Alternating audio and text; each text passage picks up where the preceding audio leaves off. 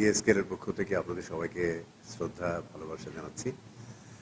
আসলে খুবই দুর্বিষহ অবস্থা প্রবাসী বাঙালিদের, কারণ তারা 6 মাস 8 মাস 5 মাস 4 মাস আগে এমআরপি পাসপোর্টের জন্য অ্যাপ্লাই করেছিল, কিন্তু হঠাৎ করে এমআরপি পাসপোর্ট বন্ধ ঘোষণা করার পরে তারা অস্থির হয়ে উঠেছে, কারণ তাদের ভিসাও শেষ হয়ে যাচ্ছে।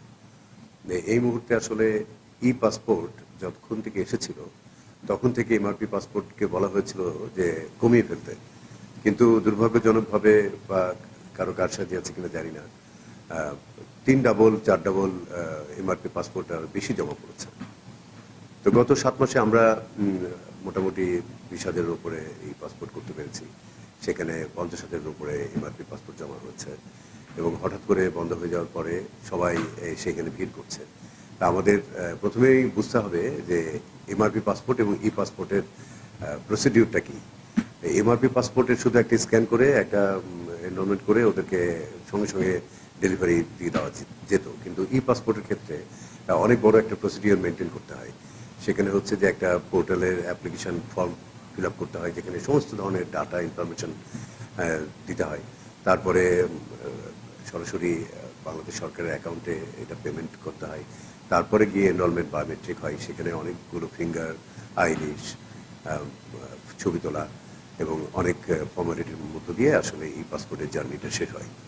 এইখানে চেষ্টা করলেও খুব দ্রুত সার্ভিস দেওয়া সম্ভব নয়, কারণ প্রসিডিউরটা এভাবেই মেনটেন করতে হয়।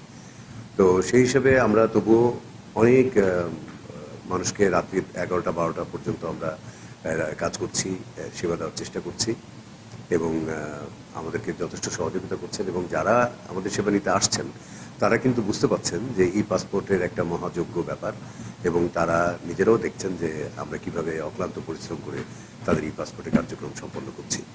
এবং এখানে আরেকটি ধারণা থাকা দরকার যে আমরা শুধুমাত্র এনরোলমেন্ট করবার পর্যন্তই আমাদের দায়িত্ব রয়েছে সরকার থেকে, অ্যাপ্লিকেশন, পেমেন্ট অ্যান্ড তার আগে অ্যাপয়েন্টমেন্ট, এবং অ্যাপয়েন্টমেন্ট ছাড়া আমরা এখন এই মুহূর্তে কাউকে নিতে পারতেছি না, কারণ হচ্ছে যে একসাথে হাজার হাজার মানুষ ভিড় করছেন।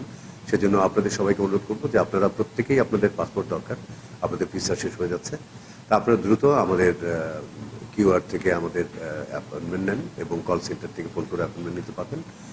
অনলাইন এবং কল সেন্টার দুটোই আপনাদের জন্য খোলা আছে। প্লিজ আপনারা সবাই অ্যাপয়েন্টমেন্ট নিন, তারপরে সময় মতো আসুন। যার যে সময় অ্যাপয়েন্টমেন্ট দেওয়া হবে সেই সময় আপনারা আসেন, সুষ্ঠুভাবে খুব সুন্দর করে আমরা আপনাদের সেবা দেবো, এবং আপনারাও খুব দ্রুতই পাসপোর্টগুলো পেয়ে যাবেন। তাই অস্থির হবেন না, আপনারা একটু ধৈর্য ধরুন। আমরা আছি, আমরা দিন রাত পরিশ্রম করছি আপনাদের জন্য। আমাদের পরিশ্রম করতে কোনো সমস্যা নেই, কারণ আপনাদের বিপদটা আমাদেরকে দেখতে হবে, এবং আমরা আপনাদের জন্য নিয়োজিত।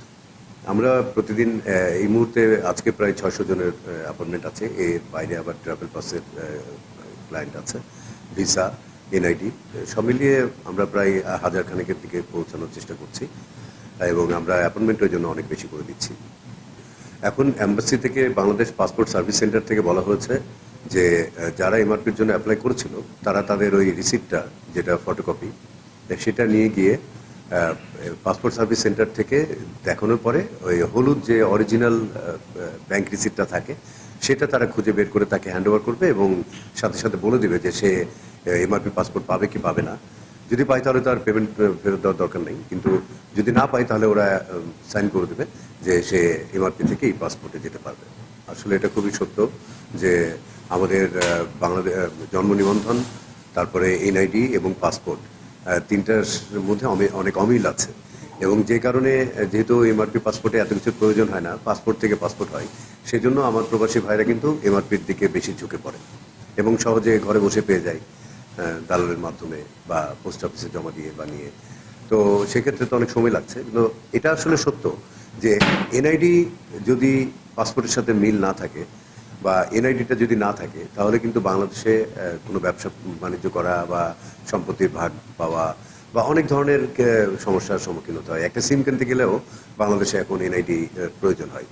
তো যদি এটা সম্ভব হয়, কারণ বাংলাদেশ সরকারও এটা অবগত যে বিআরসি 3 বার চেঞ্জ করা যায় জন্ম নিবন্ধন, সেক্ষেত্রে যদি পাসপোর্টের মতো অনলাইন করে ইংরেজিতে আনতে পারতো তাহলে খুব ভালো হতো।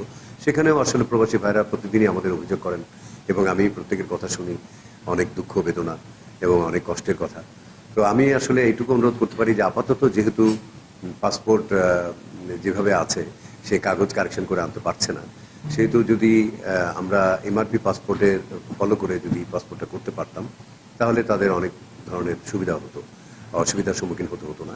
কিন্তু এটাও একটা ব্যাপার যে আপনার জন্ম নিবন্ধন এবং এনআইডি, পাসপোর্ট এগুলো সবই মিল থাকা উচিত।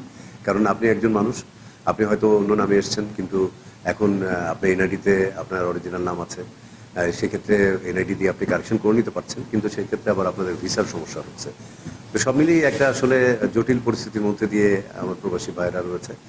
তো এটা ঊর্ধ্বতন কর্মকর্তাদের কাছে আমার বিশেষ অনুরোধ থাকবে যে সুষ্ঠুভাবে সুন্দর করে ভেবে চিনতে একটা কোনো সিদ্ধান্ত আপনারা দেবেন, যাতে করে আমাদের প্রবাসী ভাইদের সুবিধা হয়। খুশি হবে, কিন্তু আসলে খুশি করার জন্য একটা ভুলভাবে তার পাসপোর্টটা ভুল থেকে যাবে, এবং এই ক্ষেত্রে হয়তো অনেকজন হয়তো যেমন রোহিঙ্গা একটা ইস্যু আছে, বা বিভিন্ন তারা হয়তো বাংলাদেশের নাগরিকত্ব পেয়ে যেতে পারে, বা এ ধরনের সিকিউরিটির কারণে হয়তো বাংলাদেশ সরকার এই সিমিগুলো নিয়ে এসছেন ই পাসপোর্টে, কারণ ই পাসপোর্ট একটা উন্নত প্রযুক্তি এবং চিপের মধ্যে সমস্ত ডাটা থাকে।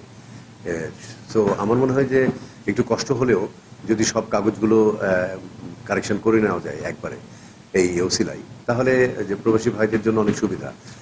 এখানে নামের সাথে মিলছে না এনআইডির নাম, তাই এখানে যদি কোনো একটা ইনসিডেন্ট হয় তাহলে বাংলাদেশে হয়তো খবরও দেওয়া যাচ্ছে না।